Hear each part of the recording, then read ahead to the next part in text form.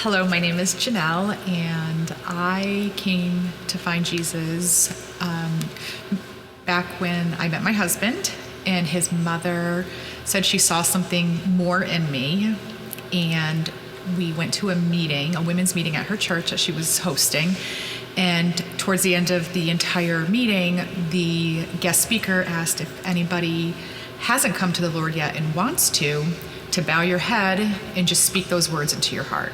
And I did that, and that was many, many moons ago now, and I feel like I'm still growing, and I still have a lot to learn, but I'm thankful for that moment that she gave me. Yeah, my name is Arron Jenelle, and fortunately, I met Jesus as a young boy. Was brought to church I was about a week old, and I fondly remember church growing up. My dad was the church organist and piano player from the time he was 9 years old. So my earliest memories are of him up playing the piano and the organ. And I remember, my mom praying with me as a young boy and accepting the Lord as my Savior. And as I started to grow older and became a young man, I started to grow away from the Lord.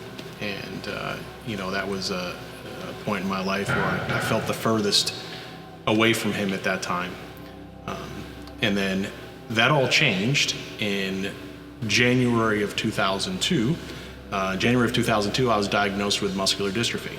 So I was out of college, I was 25 years old, and I had probably what was the most devastating news of my entire life. And at that point, I think my life took a bit of a turn, and it was at that time that I wanted to seek the Lord more and more.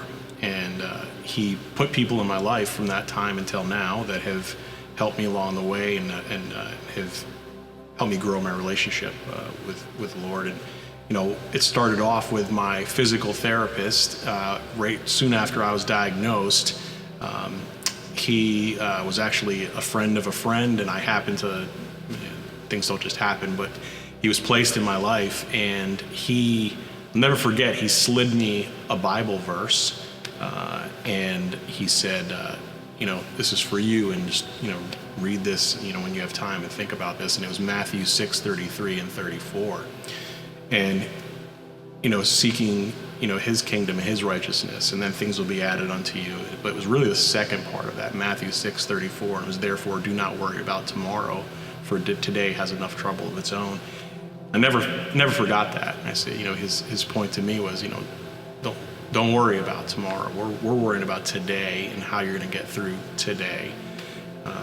Fast forward, many years, and we moved to Florida, coming here to New Hope, and wanting to be baptized and wanting to profess our faith in the Lord is something that I wanted to do for many years, and I've only grown closer and learned more, and my relationship with the Lord has grown stronger. And as recently as this week, as I was telling Pastor Mike, read a devotion that it talked about weakness, and it talked about finding your strength. And one thing I realized is that in my weakness, and I have muscular dystrophy, and I realize that, and I'm keenly aware of my disability and my limitations daily.